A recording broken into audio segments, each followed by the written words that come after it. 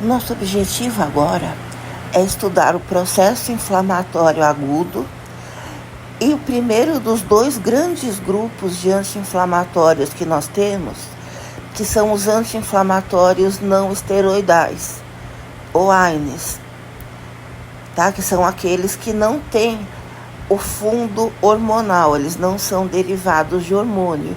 O outro grande grupo são os anti-inflamatórios esteroidais, que são os corticoides. Esses são derivados de um hormônio, que é o cortisol. Então, para começar, a gente vai ver os não esteroidais. Então, a primeira coisa que a gente precisa fazer é ver como que o processo inflamatório agudo se desenvolve no tecido. Quais os sintomas, quais as características, quais os mecanismos pelos quais esses sintomas aparecem.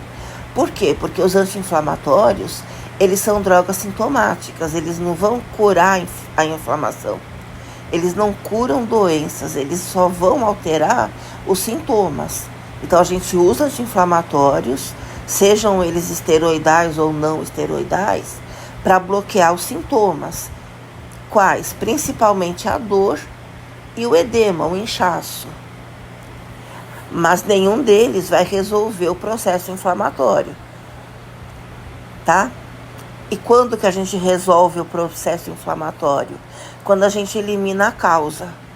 Enquanto a causa persiste, o processo persiste, mesmo que sem sintomas, porque se você utilizar um anti-inflamatório, o paciente geralmente ele fica assintomático, tá? Ele fica sem sintomas. Mas enquanto a causa está presente, o processo também está. Basicamente, a gente consegue classificar os processos inflamatórios como agudos e crônicos. Então, o processo inflamatório agudo, que é aquele que a gente vai ver com um pouco mais de cuidado, ele é um processo de defesa. Então, ele é essencialmente um processo defensivo, tá? Ele não é uma patologia, ele não é uma doença. Ele é um processo patofisiológico que tem por objetivo defender o tecido de uma lesão. Então, sempre que o tecido se sente agredido, sempre que ele sente que ele está sendo retirado da homeostase, ele começa um processo inflamatório para se defender. É um processo estereotipado, ou seja, ele é padronizado. Os eventos são sempre os mesmos e acontecem sempre na mesma ordem. O que muda? Muda a intensidade. Então, existem processos inflamatórios mais intensos e outros menos intensos, tá? Então, inflamações graves, inflamações moderadas, inflamações leves. Mas os fenômenos que acontecem são sempre os mesmos, tá? É um processo padronizado. A maior parte dos mecanismos pelos quais o processo inflamatório agudo se desenvolve, eles são mecanismos vasculares. Eles envolvem a circulação no local onde o tecido está recebendo o estímulo lesivo. Então, principalmente a microcirculação. E na microcirculação, principalmente as arteríolas. É onde você tem a maior parte dos mecanismos de desenvolvimento do processo inflamatório agudo. E a gente tem, obviamente, um fenômeno neuronal que vai dar origem à dor.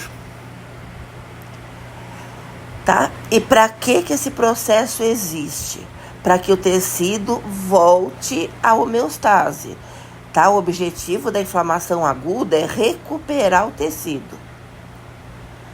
Se você continua com a causa do processo, então o estímulo lesivo persiste por 15 dias ou mais, você começa a cronificar o processo.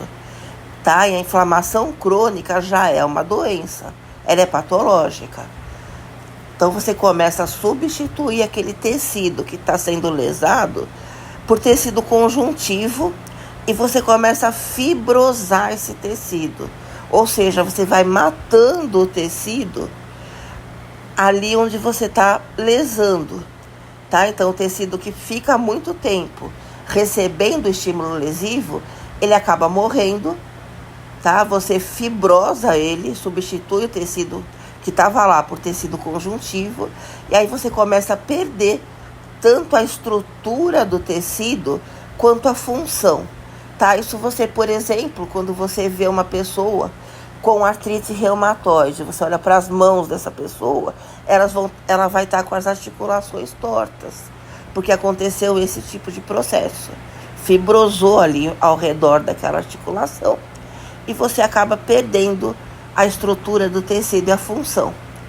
Ou seja, é importante que a gente não permita que a inflamação se cronifique, tá? E que é o que costuma acontecer muitas vezes, porque você usa o anti-inflamatório, o paciente deixa de sentir dor, o paciente percebe que o edema está sendo resolvido, ele desincha ali o local lesado, e na cabeça do paciente ele está curado. Só que ele não está, porque ele não está abordando a causa desse processo. Então o processo continua mesmo que sem sintomas e você acaba cronificando a lesão, tá? Claro que existem situações onde você não consegue tratar a causa. Algumas vezes você não conhece a causa e outras vezes você conhece, mas não tem como você retirar, como doenças crônicas, doenças autoimunes, como artrite reumatoide. Você consegue melhorar. Então existem drogas modificadoras da doença que você usa na artrite. Só que você não consegue eliminar a causa, porque é uma doença autoimune. Então você não tem muito para fazer, tá? Aí ela vai cronificar mesmo, como cronifica. Mas sempre que for possível eliminar a causa, é isso que tem que ser feito. Aqui é a mesma coisa, só que num gráfico. Então, 15 dias é o limite que a gente coloca de tempo, tá? Para o processo começar a cronificar. E aqui vocês veem o que a gente acabou de falar. Você começa a substituir o tecido lesado por tecido conjuntivo. Ele começa a fibrosar, então acumular cálcio ali. O tecido fica fibroso, fica duro. E você acaba perdendo a estrutura e a função do tecido. Antes disso, enquanto o processo é agudo, isso não acontece, tá? Quando você retira a causa do processo, o tecido volta ao normal. Por quê? Porque o processo inflamatório agudo, ele existe para preservar o tecido. Daqui a pouco nós vamos ver como, tá? Mas é um processo patofisiológico. Se você permite que ele persista, ele começa aí sim a se tornar patológico e aí você perde o tecido. Bom, como todo processo dentro do organismo, o processo inflamatório tem mediadores químicos. Então, quais os mediadores químicos do processo inflamatório?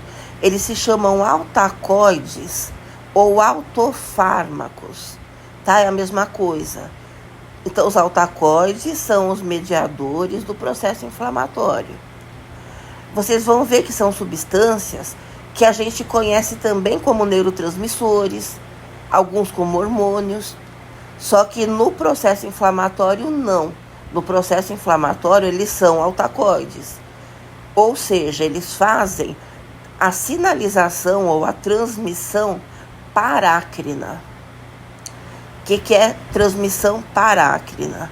É quando uma célula produz e libera substâncias ou acumula ao redor dela substâncias que vão alterar as células vizinhas. Então, é uma comunicação entre aquela célula que está sendo lesada e as células da vizinhança dela. Você não precisa da circulação do sangue nem da linfa para você ter essa comunicação. No caso dos hormônios, você precisam, tá? Que é a sinalização endócrina. Tá? Uma célula produz a substância, que é o hormônio cai na circulação e vai agir à distância. Tá? Essa sinalização endócrina. Ao contrário dela, a gente tem a sinalização neuronal ou sináptica. Uma célula produz uma substância que é o neurotransmissor. Esse neurotransmissor é liberado na sinapse e ele age na célula que está do lado. Tá? Essa transmissão sináptica e o mediador químico chama-se neurotransmissor. A parácrina é um meio termo entre as duas, entre a sináptica e a endócrina. Você age sem precisar da circulação, então você age perto da célula, tá? Daquela célula que está sendo lesada e quer comunicar isso para as outras. Só que não é só uma célula como na sinapse. Você tem uma difusão do autofármaco, que é o mediador desse processo, tá? Uma difusão ali na vizinhança. Então não é uma sinapse, você age em todas as células da vizinhança, não só aquelas que estão do lado. Mas você não age à distância, tá? Então é um meio termo. Essa sinalização parácrina só existe no processo inflamatório, tá? E os altacoides só transmitem como altacoides no processo inflamatório. E quais são eles? O primeiro a ser liberado é a histamina. Tá? A histamina age nos receptores do tipo H1 da célula endotelial principalmente. O que é uma célula endotelial? O que é endotélio? É a camada do vaso sanguíneo que fica em contato com o sangue, a camada interna. Endo, tá? Endo interno. Télio, camada. Então é a camada interna do vaso e as células que fazem essa camada têm receptores para histamina, tá? Que receptores? Receptores H1. Tá? E o que acontece então? Nesta fase, que é a fase primordial, é a primeira fase do processo, a histamina vai nesse receptor H1 e libera o óxido nítrico, ou EDRF. O que é EDRF? Fator de relaxamento dependente do endotélio. Tá? O EDRF é o óxido nítrico. O que ele faz? Ele vai dilatar os vasos. Que vasos? Os vasos que estão irrigando aquela região que está sendo lesada. Tá? Então, a gente tem aqui uma vasodilatação. Os vasos se dilatam. Quais? Principalmente as arteríolas. Tá? São aquelas que têm mais endotélio na microcirculação. Ou seja, aquelas que vão ter uma resposta maior. Na presença dessa histamina aumentada, tá? Você vai ter a segunda fase, que é a amplificação desse efeito. Aqui a gente tem principalmente como mediadores a bradicinina e a serotonina, cujo símbolo é 5-HT, tá? Então vejam, histamina pode ser um neurotransmissor, ela é. Serotonina é um neurotransmissor, bradicinina é um neurotransmissor, só que no processo inflamatório não. No processo inflamatório eles são autoacoides. Tá? Eles fazem sinalização parácrina e não sináptica, tá? A brad e a serotonina, não só elas, mas elas são as mais importantes, elas vão amplificar o efeito da histamina e vão começar a sensibilizar os nociceptores. O que são nociceptores? São os receptores que vão transmitir o impulso doloroso. Eles vão dar a percepção do tecido, tá? Para começar o estímulo doloroso, para isso chegar no cérebro. E além disso, você vai amplificar o efeito da histamina nos vasos, tanto dilatando esse vaso, mais ainda, como aumentando a permeabilidade vascular. Ou seja, vai ter um extravasamento de fluidos de dentro do vaso, principalmente arteríolas, tá? Para o tecido conjuntivo ao redor. Bom, e a terceira fase, que é a fase tardia, que é quando você realmente tem o estímulo doloroso já instalado, ele depende de prostaglandinas e de leucotrienos, tá? Ou seja, para você ter o sintoma da dor, você precisa de prostaglandina. É quando o estímulo doloroso é amplificado, tá? E ele vai sendo transmitido para o encéfalo e aí se sente a dor, tá? Ou seja, para você eliminar a dor com drogas anti-inflamatórias, você precisa reduzir as prostaglandinas. Não adianta você reduzir histamina, brad e serotonina, tá? Porque quando você está com dor, você já tem prostaglandinas liberadas. Por isso que os AINES, os anti-inflamatórios que a gente está estudando agora, eles vão reduzir as prostaglandinas. Esse é o mecanismo de ação de praticamente todos eles. De praticamente não, de todos. Então, como nós vimos, o processo inflamatório agudo, ele é padronizado, tá? Então, os sintomas são sempre os mesmos, os sinais são sempre os mesmos, e os eventos, os fenômenos são sempre os mesmos, tá? E quais os sintomas e os sinais do processo inflamatório agudo? A gente tem os sinais de Lewis, tá? Os sinais cardinais de Lewis, que vão te dar os sintomas desse processo. Ou seja, a gente tem rubor, que é vermelhidão, calor local, turgor, que é o edema, e dor. Tá? Dor, rubor, turgor e calor. O rubor e o calor vêm da vasodilatação. Os vasos se dilataram na microcirculação, tá? E o sangue fica mais tempo no vaso, porque ele está dilatado. Então, ele vai ali, ao redor do vaso, vai ficar quente e vermelho, porque o sangue está acumulado ali. Tá? Então, isso vem da vasodilatação. O edema, que é o turgor, que é o inchaço, tá? Turgor significa inchaço. Ele vem do aumento da permeabilidade vascular, porque as células endoteliais vão se contrair, tá? Então, ao mesmo tempo em que o vaso sanguíneo se dilata, as células do endotélio se contraem, tá? Sempre mediado, tudo isso mediado pela histamina, pela bradicinina, pela serotonina, atuando nos seus receptores, tá? Então, o vaso dilata, a célula endotelial contrai. Como as células se contraem, elas vão ficar menores, vão se formar espaços entre elas, e por esses espaços vai sair de dentro do vaso aquilo que cabe nesses espaços: água, sais e proteínas de baixo peso molecular. Isso vai se acumular aqui ao redor do vaso, no tecido conjuntivo, e vai formar o edema. A dor vem dos autofármacos, atuando nos seus próprios receptores, nos neurônios sensitivos locais. Tá? Que a gente tem neurônios sensitivos ao redor do local onde você está lesando o tecido. Como você tem ali os altacoides sendo liberados numa quantidade grande, você tem esses altacoides agindo nos seus próprios receptores, tá? A histamina age no H1, a bradicinina age no BK1, no BK2, a serotonina age principalmente no HT1, no HT2, no HT3, tá? Mas isso não importa esse detalhe. Mas cada um deles tem seus receptores.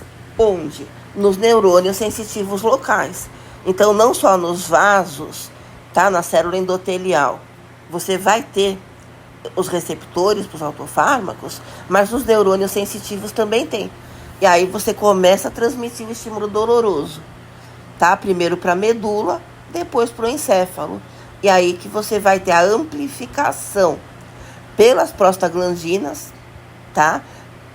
Tanto no nível local, quanto lá no hipotálamo, quando você começa a ter o aumento da histamina, da brad, da serotonina e de alguns outros altacoides, você começa a liberar prostaglandinas também no hipotálamo. Aí você tem também a decodificação da dor no sistema nervoso central. Então você tem prostaglandinas no local lesado aumentando, e também você tem no hipotálamo, dentro do encéfalo, tá? E as prostaglandinas se formam onde? Na membrana de todas as células. Então, essas daí que estão sendo lesadas, por exemplo, você está aumentando ali as prostaglandinas inflamatórias, já vamos ver isso. E no hipotálamo também, tá? E se você cronifica o processo, você vai ter uma alteração de função na fase crônica, porque você teve uma alteração de estrutura, um fibrosamento. Agora, na fase aguda, você também pode ter uma alteração funcional. Por exemplo, você torce o tornozelo, o edema fica ao redor daquele tornozelo e você não consegue andar. Você fibrosou o tecido? Você perdeu a articulação? Não, porque você está na fase aguda. Mas enquanto está inchado, você não consegue mexer. Então é uma alteração de função, mas nesse caso é aguda. Tá? Você não alterou a estrutura do tecido, sua função. Agora, quando cronifica, você altera a estrutura também. Aqui é a mesma coisa, eu só coloquei o desenho para mostrar melhor a contração da célula endotelial. Tá? Aqui no meio, ó, essas gotículas azuis que estão saindo de dentro do vaso é a água, os sais e as proteínas pequenas. Por que pequenas? Porque tem que passar pelo buraco que se forma. Estão vendo? Olha, os espaços entre células endoteliais, as células se contraíram, formaram-se esses buracos e por esses buracos vai saindo o fluido, tá? O exudato, que é o nome disso. Então o vaso se dilata, tá? Mas as células endoteliais se contraem, tá? E aqui em cima de tudo, olha, já é o tecido, a parte de fora. Você vai vendo os sinais, ó. A vermelhidão, o inchaço, tá? O calor, você não consegue enxergar, você não consegue sentir calor vendo uma figura. Mas se o tecido tá vermelho, ele vai estar quente também, porque você tá com sangue acumulado ali, tá? Esses são os sintomas, tá? Do processo inflamatório. Aqui novamente a mesma coisa, tá? Dentro do vaso, olha, o sangue passando, aqui ao lado as células endoteliais contraindo, o fluido saindo, acumulando aqui fora, tá? E aqui a gente tem, olha, aqui embaixo, a definição dos sinais, que é o tríplice efeito de Lewis. O que é o tríplice de Lewis? Eritema primário. O que é eritema? Eritema é vermelhidão. Por que primário? Porque é no local onde você está com estímulo lesivo. Tá? Eritema primário é vermelhidão no local onde você está lesando. Tá? O edema, que vem do aumento da permeabilidade vascular, o turgor. E o eritema secundário, que ele é neuronal. Então, quando os altacoides agem nos seus receptores, nos neurônios sensitivos locais, que são esses amarelinhos aqui, ó, tá? Os roxos, olha, são os autofármacos, os altacoides, agindo nesses neurônios, tá? Para transmitirem o estímulo doloroso lá para o sistema nervoso central. Isso daqui forma um processo irritativo também. E aí você vai ter uma vasodilatação aqui ao redor desse nervo. Ou seja, uma vermelhidão ao redor do local lesado. Quando um mosquito pica a pele, por exemplo, o mosquito te picou. Num primeiro momento você vê que fica vermelho e coça no local onde ele picou. Com o tempo começa a aumentar a vermelhidão ao redor e começa a coçar cada vez mais longe. Esse é o eritema secundário, tá? Porque você está tendo uma reação irritativa no neurônio. Então, o tríplice de Lewis, eritema primário, edema, eritema secundário, e os sinais, os sintomas, aliás, do processo inflamatório agudo, são os 4 que a gente viu: dor, rubor, turgor e calor. Todos eles vindos ou da vasodilatação da microcirculação ou do aumento da permeabilidade vascular, tá?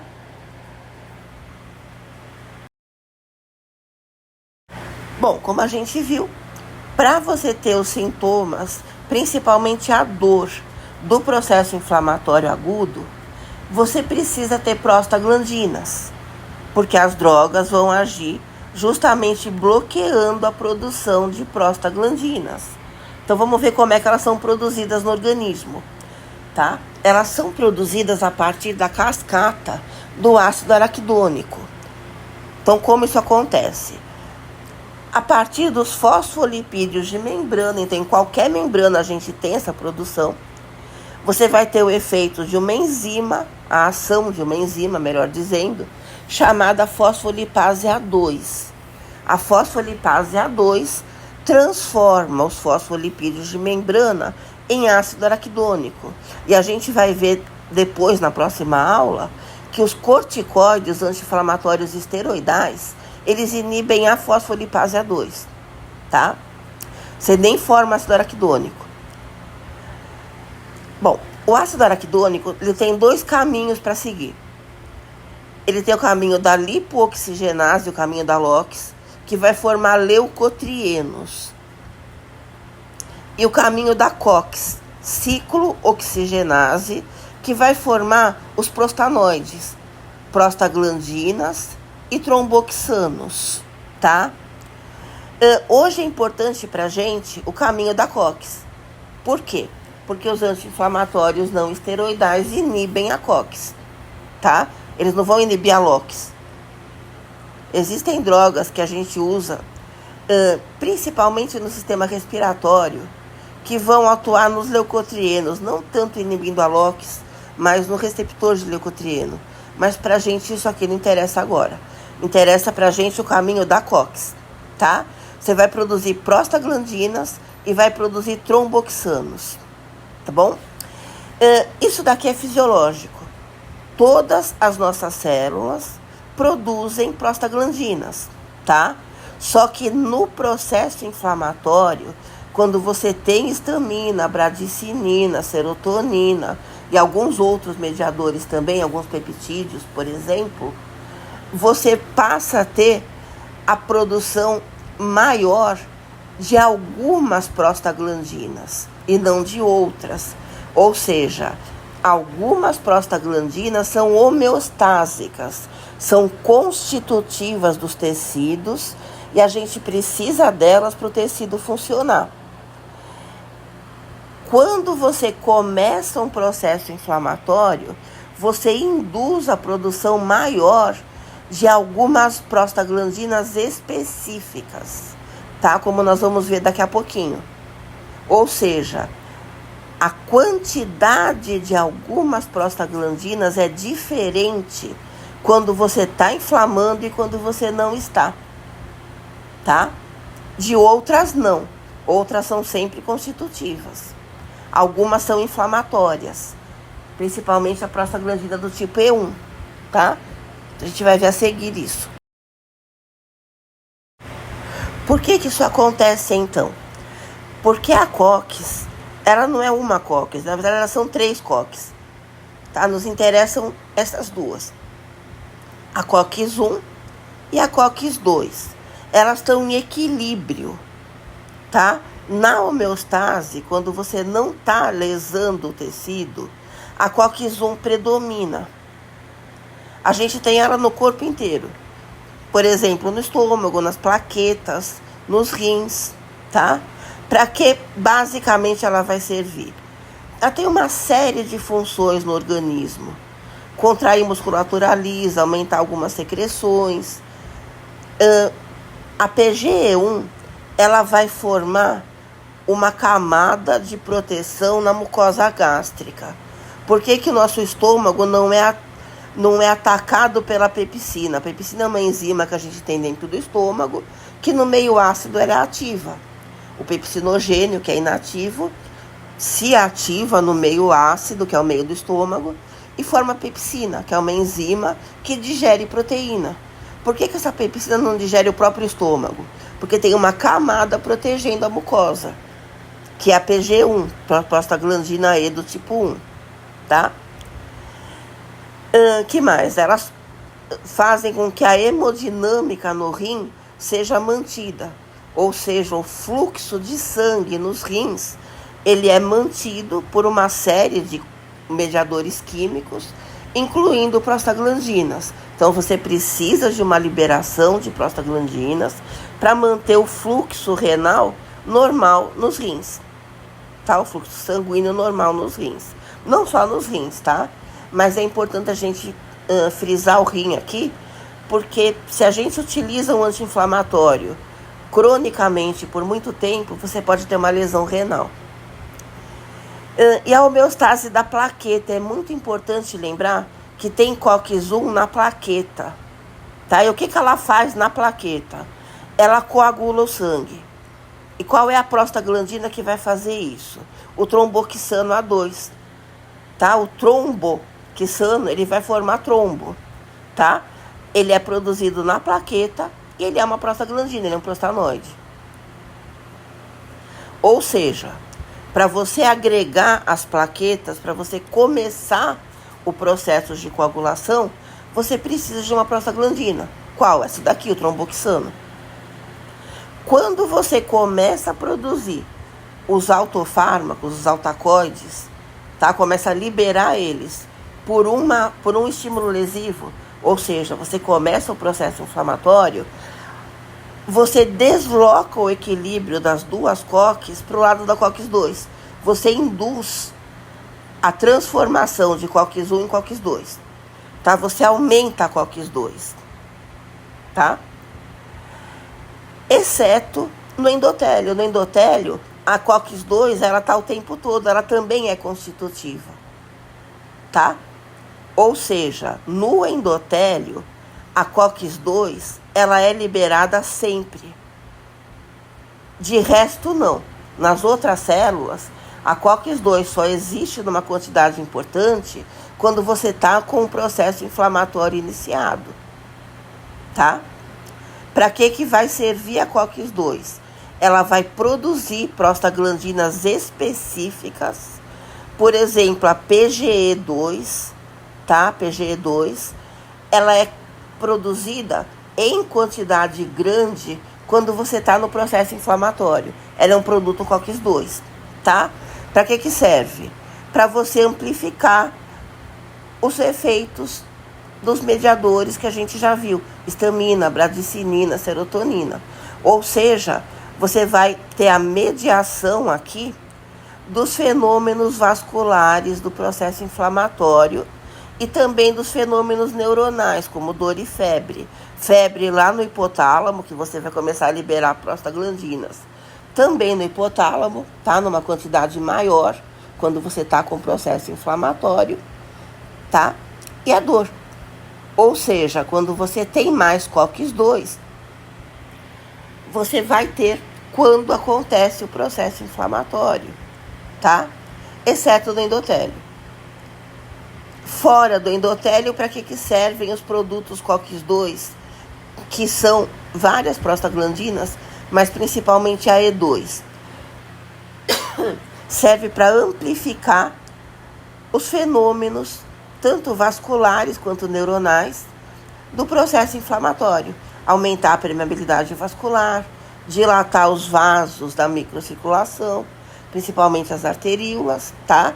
E amplificar o efeito neuronal, aumentando aí a percepção do estímulo doloroso, fazendo com que ele chegue lá no encéfalo.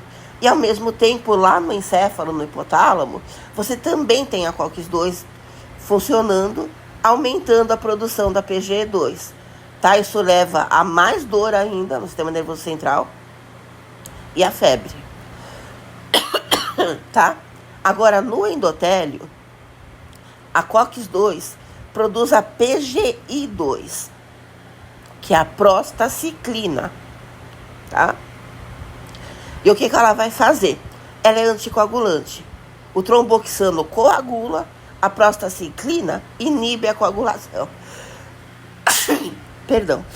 A prostaciclina inibe a coagulação do sangue. Então, para a coagulação normal, fisiológica, tem um equilíbrio entre esses dois. Ou seja, para a gente ter o efeito nos sintomas do processo inflamatório, a gente tem que inibir a COX, para a gente reduzir as prostaglandinas. Só que como a gente viu, a gente tem duas COX. Então a gente vai ter drogas que inibem mais a COX-2, drogas que inibem só a COX-2 e drogas que inibem as duas, tá?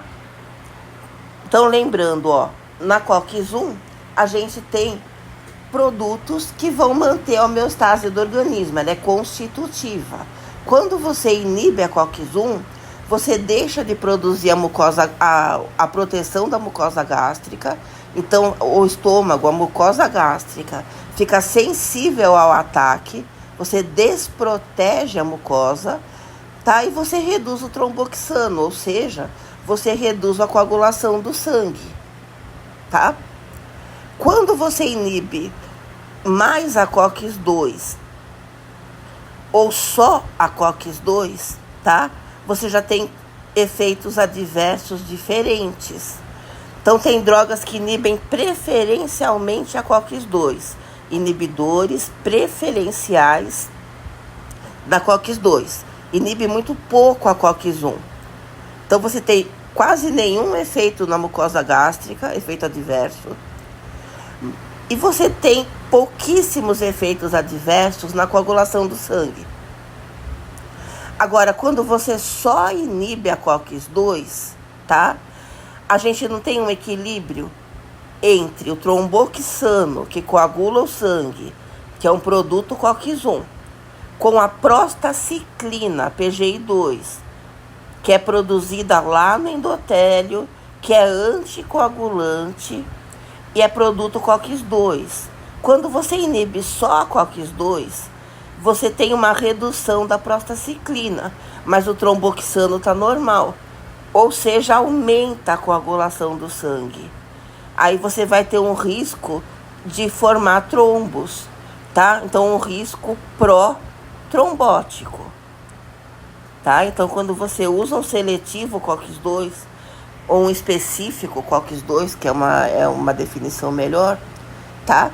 Drogas que só inibem a COX-2, que tem os nomes delas terminadas em coxib, tá? Então, são drogas chamadas coxibs. Os nomes terminam em coxib. Celecoxib, etoricoxib, tá?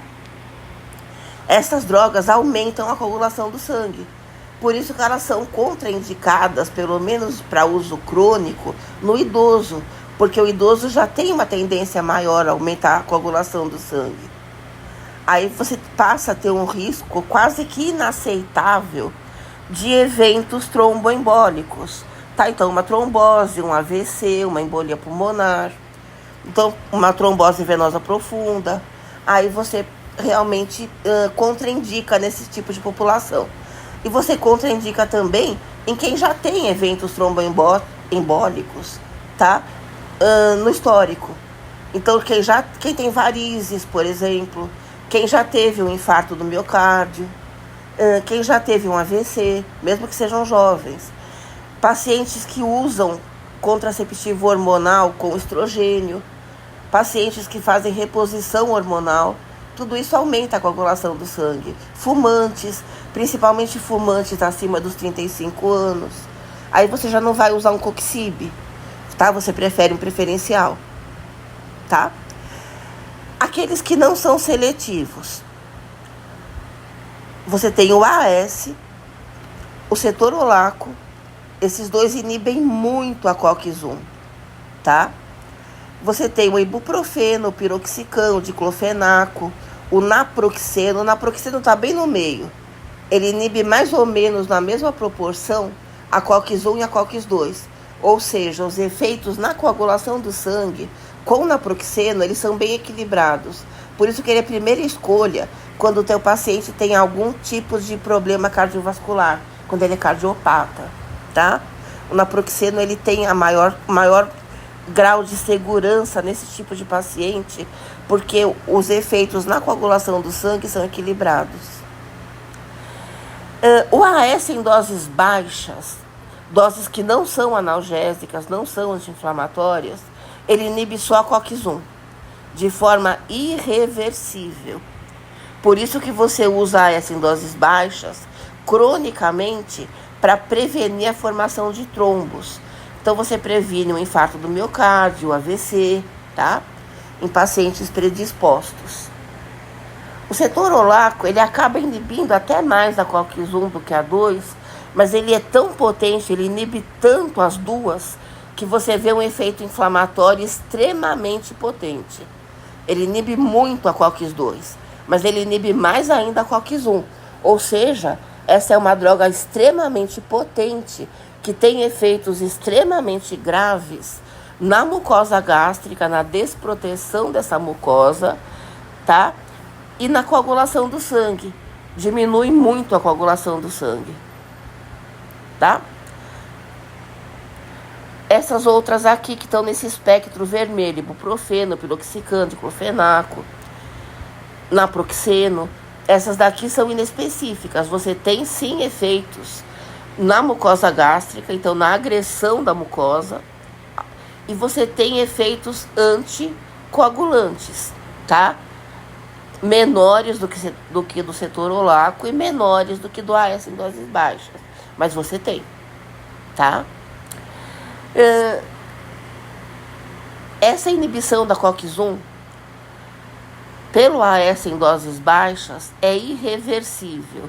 É a única inibição irreversível que a gente tem, tá? Por quê? Porque a COX-1 ela existe na plaqueta também, tá? Você está inibindo na plaqueta. Aí você inibe a agregação plaquetária. Só que a plaqueta não tem núcleo, então para você você não tem como produzir mais COX-1 na plaqueta, porque você não tem como sintetizar proteína ali.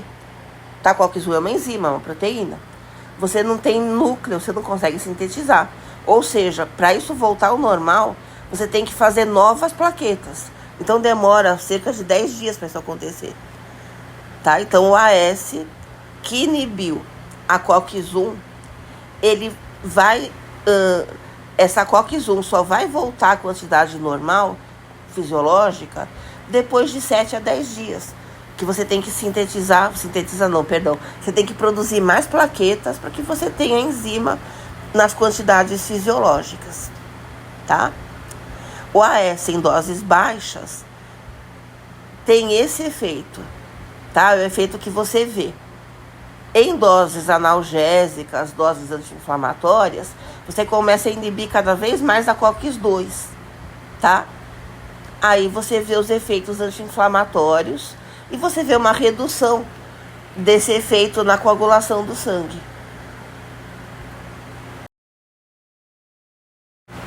Que é o que está aqui, tá? Você tem um balanço entre o tromboxano, que é produzido na plaqueta, que é um produto COX-1, tá? Ele vai agregar as plaquetas, ele vai começar o processo de coagulação, agregando as plaquetas, formando ali o clot, tá? O coágulo.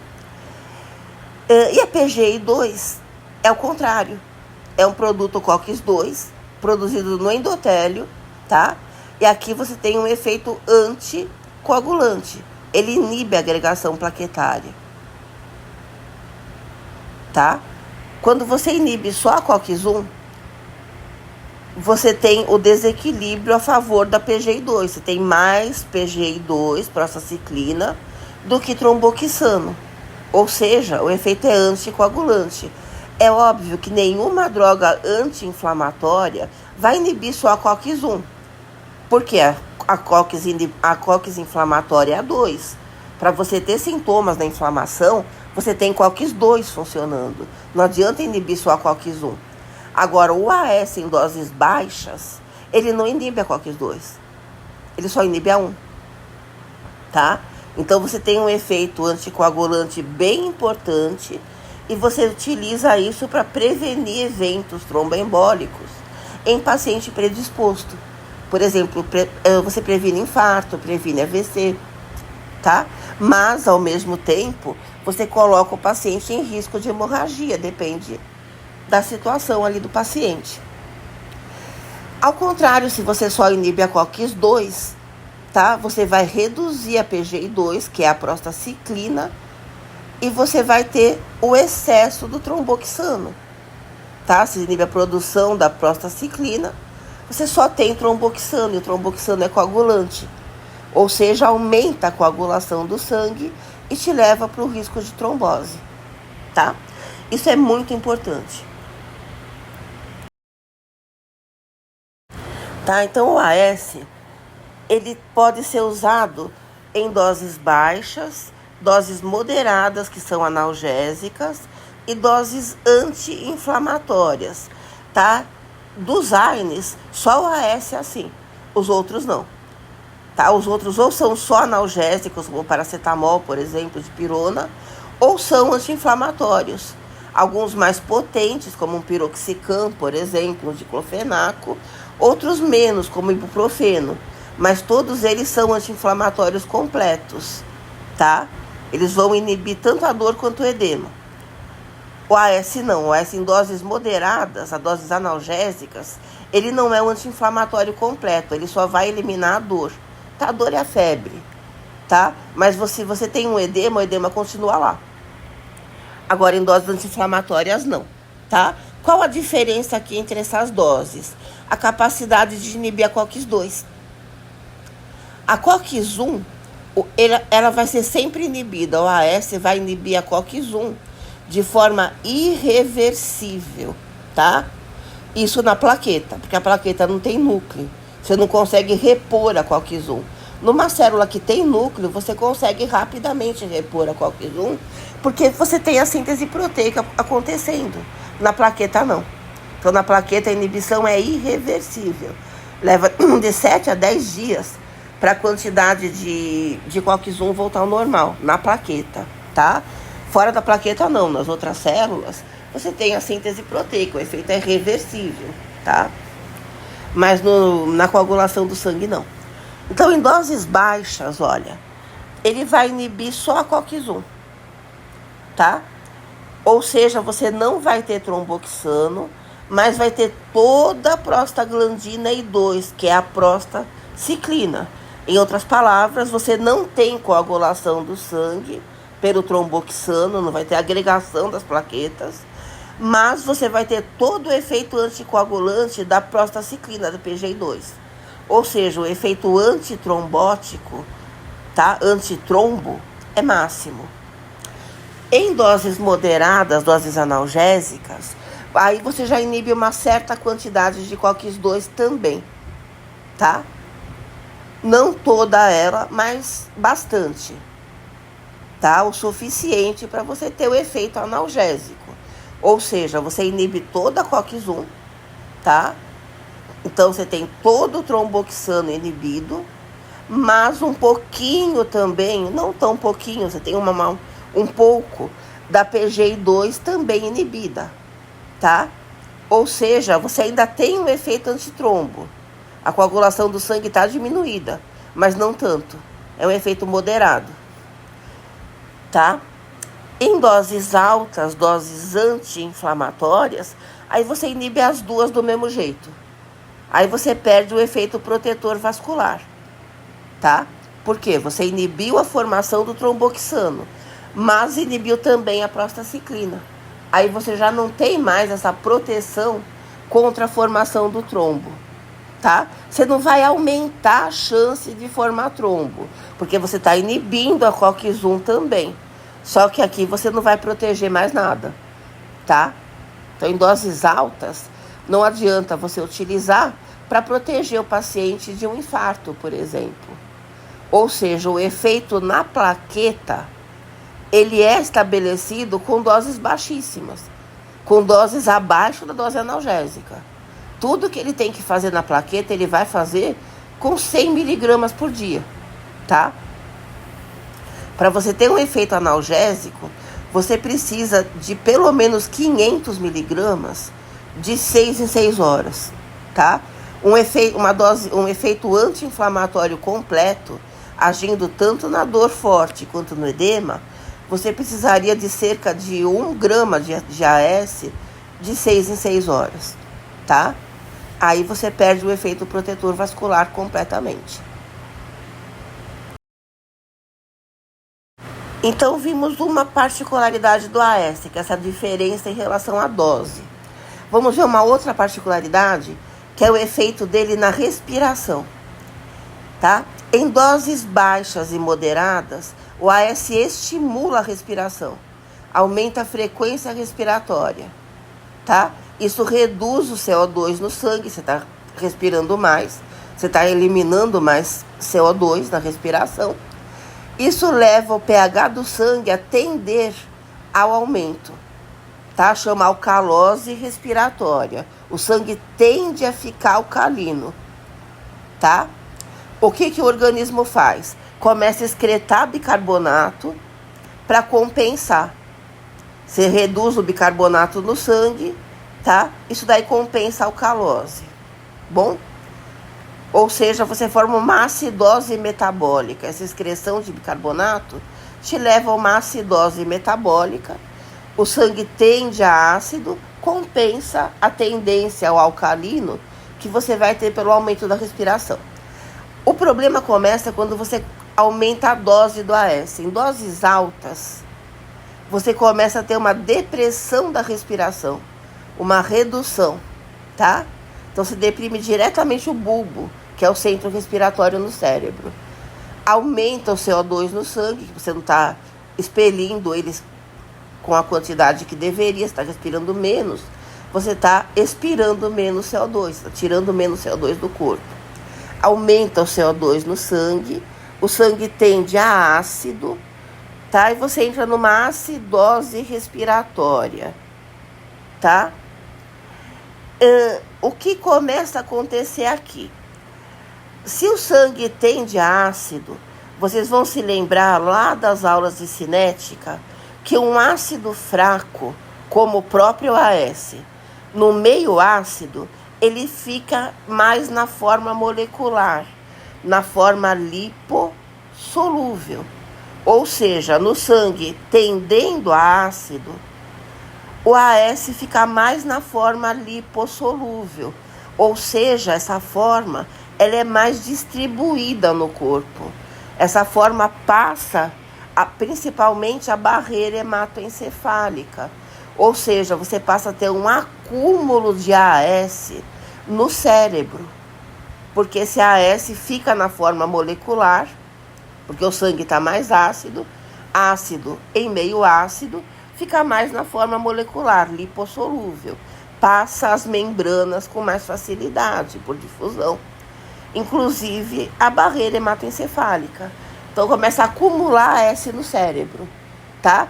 Em doses altas, já tendendo a doses tóxicas, você chega num quadro chamado salicismo. O que é salicismo? É uma intoxicação por AS, tá? Gerada pelo acúmulo de AS no sistema nervoso central. Você passa a ter um efeito neurotóxico, tá? O paciente aqui pode entrar em coma e morrer, principalmente quando ele passa da dose terapêutica. Já não é mais uma dose anti-inflamatória, é uma overdose, uma superdosagem, ou acidental, ou quando ele decidiu se suicidar com excesso de AS. Ele tomou AS em doses altas para se suicidar. Ele vai ter o salicismo, tá? Porque o sangue fica ácido pela acidose respiratória, que vem do quê? Da depressão da respiração, que o AS provoca em doses altas, tá?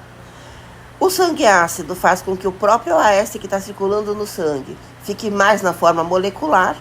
A forma molecular é solúvel em gordura, é lipossolúvel, tá? Ela vai passar para o cérebro e você vai acumular isso nos neurônios, um efeito neurotóxico, tá? Então isso aqui é importante lembrar. A alteração que o AS provoca no pH do sangue, na dinâmica ácido-base, tá? E mais uma coisa para lembrar é que o AS ele é contraindicado em criança por causa da síndrome de Rey. O que é a síndrome de Rey? Quando você usa AS num paciente que tem uma virose, então na presença do vírus e na presença das alterações do sistema imune provocadas pelo vírus, você pode ter a síndrome de Rey, tá? Ela cursa aqui com encefalopatia principalmente, aumento de temperatura corporal, efeito neurotóxico local. Então você gera uma encefalopatia que evolui para o coma e na criança geralmente evolui para a morte, tá? A mortalidade na criança é enorme. No adulto não, mas na criança sim, tá? Ou seja, o AS é contraindicado em criança por causa da síndrome de Rey.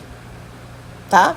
E aqui não tá, mas o AS também pode causar a síndrome de Stevens-Johnson, tá? A síndrome de Stevens-Johnson, ela é uma alteração principalmente epitelial. Então você acaba tendo ali uma reação na pele de fundo imune, tá? Que não chega a matar, se bem que pode até chegar, mas não é muito comum, mas é dolorosa e é impressionante de ver, tá? O Stevens-Johnson na pele. Mas isso é reversível, você tira o AS, o paciente já volta ao normal, a pele dele vai restabelecendo. A síndrome de Raynaud no adulto também, tá? Se você interna esse paciente, mesmo que ele tenha entrado em coma, você consegue reverter na maior parte dos casos. Agora, na criança, não. Tá? A síndrome de Stevens-Johnson é indiferente. Adulto e criança, ambos podem ter, e a taxa de reversão é a mesma. Então, tem que tomar cuidado, tá? Agora, sobre o paracetamol. O paracetamol, ele não tem potência, seja qual for a dose, para ter um efeito anti-inflamatório completo. Ele é só analgésico e antitérmico, tá? Você vai usar em dor e em febre. Qual é o problema do paracetamol? É que em doses altas, a metabolização dele é diferente. Então, em doses baixas e moderadas, ele é conjugado, olha, com sulfato ou com glicoronídeo. Isso é excretado, esse conjugado formado é excretado. Em doses altas, a via é outra, tá? Você passa pelo citocromo P450, tá? E você vai formar aqui um metabólito tóxico chamado NAPQ. O NAPQ, ele passa a ser tóxico quando o fígado não consegue conjugar esse NAPQ com a glutationa. O que é glutationa? É um composto que a gente tem no fígado. Quando você está numa dose alta de paracetamol, tá? A via de metabolização preferencial passa a ser esta que forma o NAPQ. Esse NAPQ começa a ligar na glutationa, tá? Quando acaba a glutationa disponível, o NAPQ fica livre. E esse NAPQ é hepatotóxico, muito hepatotóxico, a ponto de você perder o fígado, tá? Então, se o paciente decide se suicidar com uma overdose de paracetamol, muitas vezes ele consegue pela falência hepática, tá? Porque quando acabou a glutationa, esse NAPQ fica livre ali no fígado e ele vai lesando o fígado, tá? Ou seja, tem que tomar cuidado com paracetamol. Não é só em doses do suicídio, doses altas, tá? O paciente pode estar usando para enxaqueca, por exemplo, 1 grama de paracetamol várias vezes ao dia. Ele chega a usar 10 gramas de paracetamol. Essa dose já é suficiente para ter uma bela lesão hepática. Então tem que tomar muito cuidado com o paracetamol, tá? Se o paciente fez a sua overdose, o que você pode fazer? Você pode usar endovenosamente a N-acetilcisteína, que é o Fluimucil. N-acetilcisteína, ela vai conjugar com o NAPQ, ela vai fazer o mesmo papel da glutationa. Então, se tem NAPQ livre, a N-acetilcisteína vai lá e pega ele, tá? E, ao mesmo tempo, aumenta a produção da própria glutationa. Bom? Então, no paciente intoxicado, você faz endovenoso. No paciente que está usando paracetamol, tá? Por alguns dias, por exemplo, ele vai estar usando, 10 dias numa dose mais ou menos alta, para enxaqueca, por exemplo, tá? Ele está com uma crise de enxaqueca, ele fica usando. É interessante ele usar a N-acetilcisteína oral durante esse tempo, tá? Já dá uma limpada nesse NAPQ. Bom, só que assim, dependendo de quanto esse paciente tomou de paracetamol de uma vez, não tem N-acetilcisteína que resolva, tá? Ele vai perder uma parte do fígado, tem que tomar cuidado. Se esse paciente já tem uma lesão hepática, ele teve câncer de fígado, por exemplo, ele perdeu um pedaço do fígado num acidente, ele teve hepatite A, ele tem hepatite B, hepatite C, tá? Não é paracetamol que ele vai poder usar, tá? Já é um analgésico que para ele é contraindicado, ele não pode tomar. Ou se ele não tem nada disso, mas ele está usando uma outra droga, um outro medicamento que é hepatotóxico também, você não vai somar o paracetamol a essa equação, tá? Então ele já não vai poder usar também. Aqui mais alguns inibidores da COX, tá? Entre inespecíficos e preferenciais da COX-2. O ibuprofeno, ele é usado em quadros menos graves, tá? Ele não é muito potente, mas ele é um anti-inflamatório, tá? A vantagem é que se você tem um edema leve, um processo inflamatório com sintomas leves, ele tem a vantagem de te dar efeitos adversos menos intensos na mucosa gástrica e na coagulação do sangue. Quanto mais potente como anti-inflamatório, maiores os efeitos na coagulação do sangue e na mucosa gástrica, tá? O naproxeno tem o melhor perfil de todos quando o paciente é cardiopata, tá? Por quê? Porque ele inibe mais ou menos na mesma proporção e no mesmo tempo a COX-1 e a COX-2. Você não tem uma predominância de prostaciclina ou de tromboxano, tá? E o risco gastrointestinal também é médio, tá? Ele é padrão. O diclofenaco, ele não é preferencial da COX-2, tá? Mas ele tende a isso. Ele inibe mais a 2 do que a 1. Ele tem alta potência, então quadros mais graves, você já pode fazer uso de diclofenaco, tá? Mas você tem um efeito bem importante na mucosa gástrica, tá? Na desproteção dessa mucosa. E um efeito também importante na coagulação do sangue. Embora aí mais equilibrado, porque você está tendo um leve efeito preferencial na COX-2, embora iniba as duas, tá? O cetorolaco, ele tem uma extrema potência, ele inibe muito as duas COX, só que ele inibe mais a 1. Ou seja, os efeitos dele como anticoagulante e como desprotetor da mucosa gástrica são bem fortes. Tem muito efeito adverso no estômago e muito efeito adverso anticoagulante. O piroxicam, ele é inespecífico e ele é extremamente potente, tá? Tanto em efeito anti-inflamatório, quanto efeito adverso na mucosa gástrica e na anticoagulação, tá? Ele é anticoagulante. Só que ele tem uma vantagem que todos os oxicams possuem, toda droga cujo nome termina em oxicam, que é uma ação direta na cartilagem, que não depende da inibição da COX, é uma ação lá no colágeno. Então você consegue usar em dores reumáticas.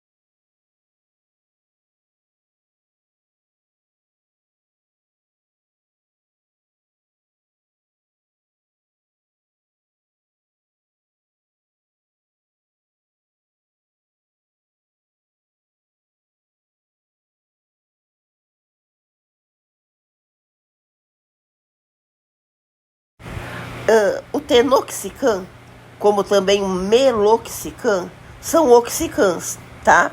Só que esses, o tenoxicam e o meloxicam, são preferenciais da COX-2, tá? Ou seja, você tem um efeito preferencial na COX-2, significando pouca inibição da COX-1, significando poucos efeitos adversos na mucosa gástrica, ou quase nenhum efeito adverso na mucosa. Como são oxicams, você tem também um efeito benéfico na cartilagem, tá? Uma redução ali do desgaste da cartilagem em doenças reumáticas, tá? Só que o piroxicam, que também tem esse efeito, ele é inespecífico. Ele inibe as duas COX. Então aí você acaba tendo também muitos efeitos adversos, ou efeitos adversos muito intensos no estômago, tá? E na coagulação do sangue. O tenoxicam e o meloxicam têm menos desses efeitos, porque inibe muito mais a COX-2 do que a 1, mas inibe um pouco a 1 também. Ou seja, você não tem aqui o efeito anticoagulante, porque essa inibição da COX-1 compensa. E não tem um efeito de aumento, você não tem um efeito anticoagulante, porque a inibição da COX-2 compensa. E não tem um efeito coagulante, porque a inibição da COX-1 vai compensar. Tá? Ou seja, o efeito na coagulação do sangue é pequeno, efeito adverso.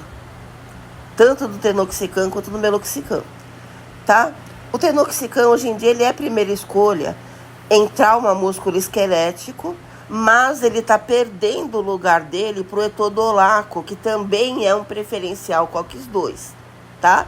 Mas são os dois, tá? Os dois que você consegue utilizar em trauma musculoesquelético, tá? Uma fratura, um entorse, uma luxação, uma contusão, enfim. Tá? O tenoxicam, que é o tilacil, ele tem a vantagem de existir também injetável. Então você consegue um efeito mais rápido, tá? E um efeito mais potente. Mas, de qualquer maneira, ele, em termos de potência do oral, das formas orais, ele é equivalente ao etodolaco. Só que o etodolaco não age na cartilagem, tá? O tenoxicam age e o meloxicam também. Só que o tenoxicam é mais potente do que o meloxicam.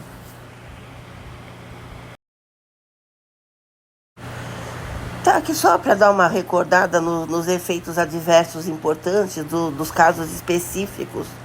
Tá? O AS em criança, na presença de vírus, é contraindicado por causa do risco de síndrome de Rey.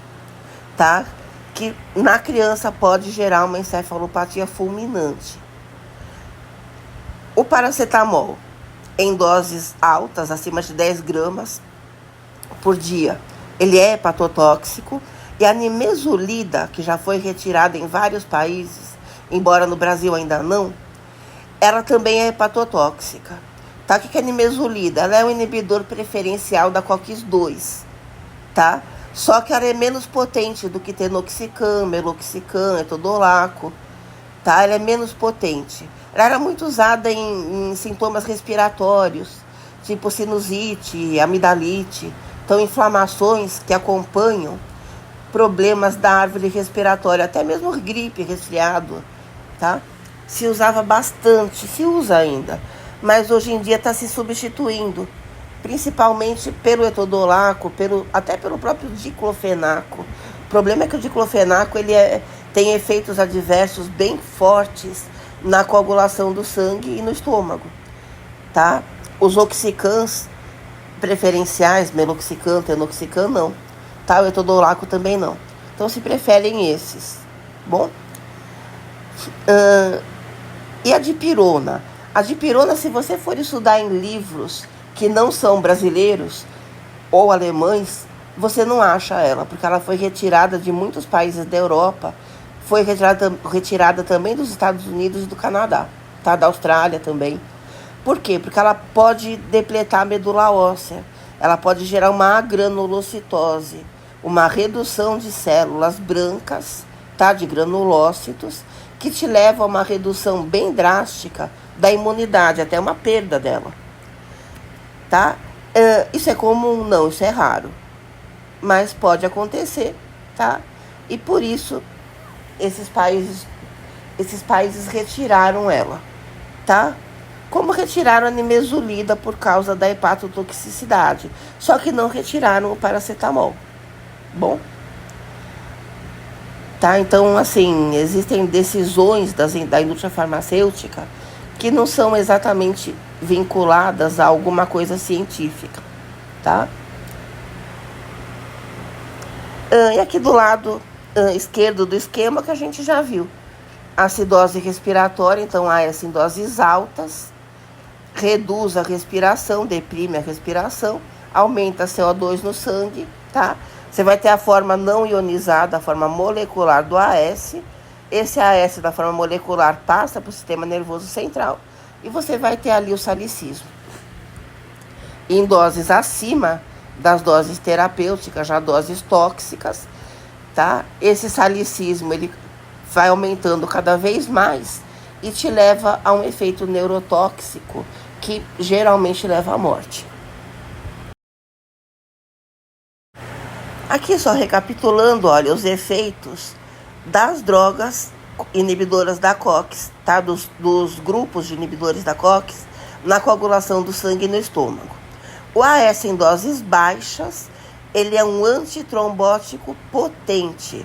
Ele reduz muito o tromboxano, mas ele não mexe na prostaciclina. Ou seja, o efeito anticoagulante é extremo, tá? Tanto que você aproveita na terapêutica. Só que o risco gastrointestinal é alto, que você está inibindo a COX-1.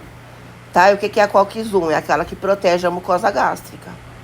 Não, quer dizer, ela não protege a mucosa gástrica. Ela produz a prostaglandina que protege a mucosa, que é a E1. Tá? Os não seletivos, aqueles que inibem as duas COX.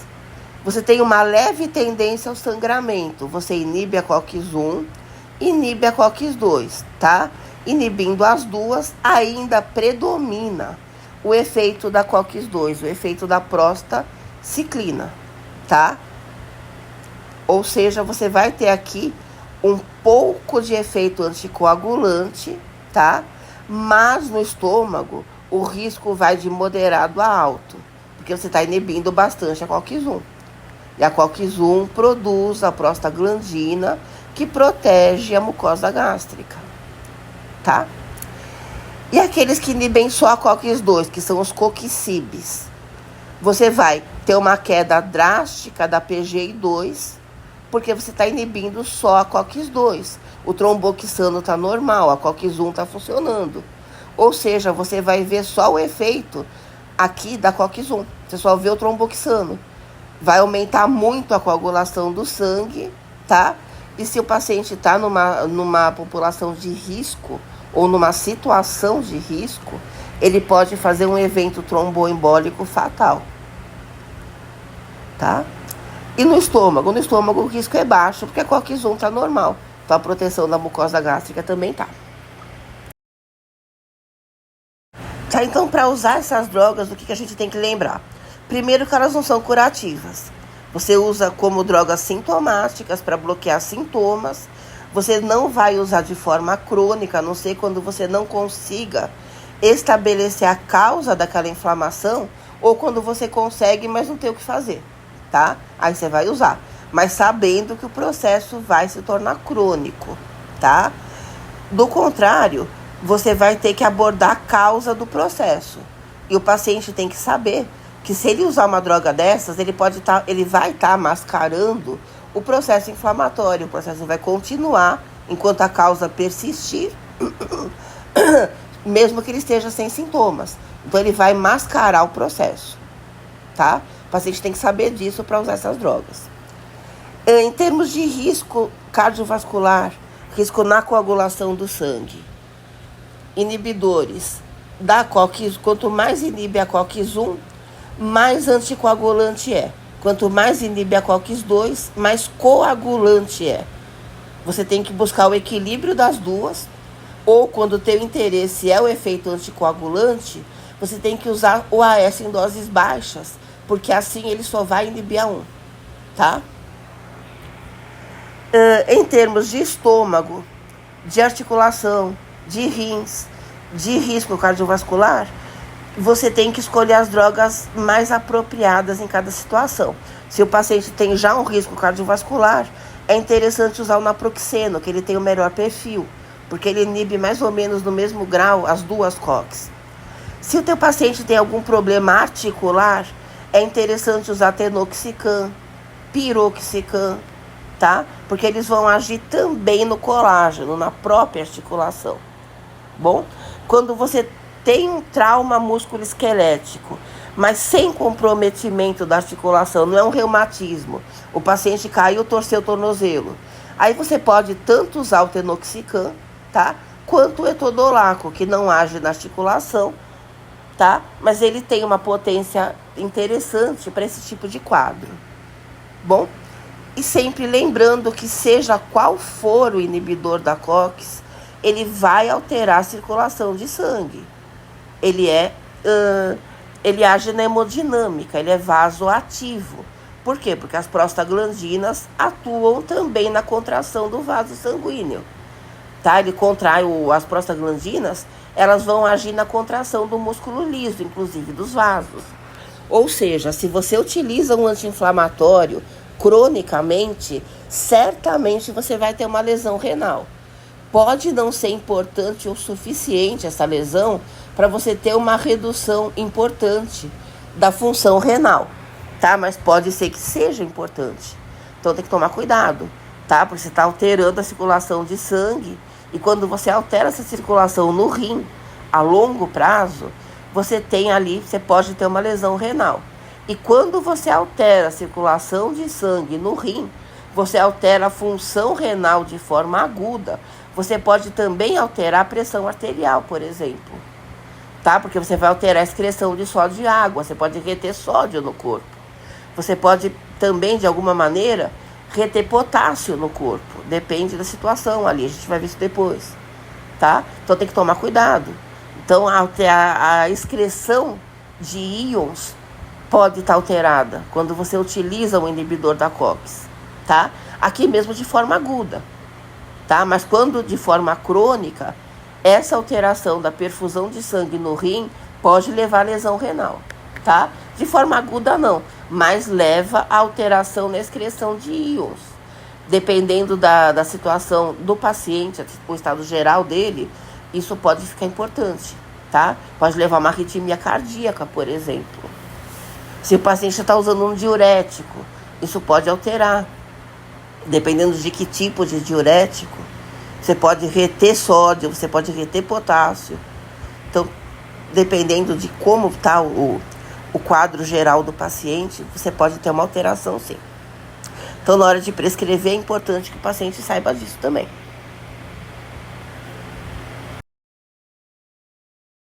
Tá, aqui é um resumo. O paciente tem histórico de úlcera gastroduodenal ou de hiperacidez. Você vai evitar as drogas que inibem muito a COX-1. As que inibem com potência a COX-1. Cetorolaco, piroxicam, o próprio AS, o diclofenaco também. Tá? Quanto mais inibe a COX-1, mais desprotege a mucosa gástrica. Paciente cardiopata ou um paciente idoso com risco cardiovascular, você não vai usar coxib. E também é interessante não usar diclofenaco, que ele é muito potente. Apesar dele não ser preferencial de COX-2, muito menos seletivo, tá? Mas ele é muito potente, ele inibe bastante a COX-2. Então é interessante não usar, tá? Criança com quadro viral ou com suspeita, você não vai usar AS. Aliás, hoje em dia não se usa AS em criança nenhuma, tá? Ele é contraindicado em todas, com vírus ou sem. Paciente com hepatopatia. Então, paciente já com lesão hepática ou com perda de função hepática ou com insuficiência renal. Você não vai usar nem o paracetamol, nem a nimesulida, tá? E você vai usar drogas que vão diminuir menos a produção de prostaglandinas renais. tá? Ou seja, prostaglandinas, produtos da COX-1, que são as homeostásicas, aquelas que vão alterar a contração dos vasos sanguíneos, tá? Então, quanto menos inibir a COX-1, melhor. Lesão osteomuscular ou trauma, seja reumatismo, seja trauma. No reumatismo, você pode usar um Oxycan, porque ele age na própria articulação também, não só inibindo a COX, tá? Se não tem problema da articulação, pode ser o Oxycan, e deles o tenoxicam é melhor, porque ele é preferencial COX-2, o piroxicam é inespecífico. Ou o etodolaco, se você não tem comprometimento da articulação, o etodolaco também supre bem, tá? Então, só alguns detalhes aqui na hora de usar.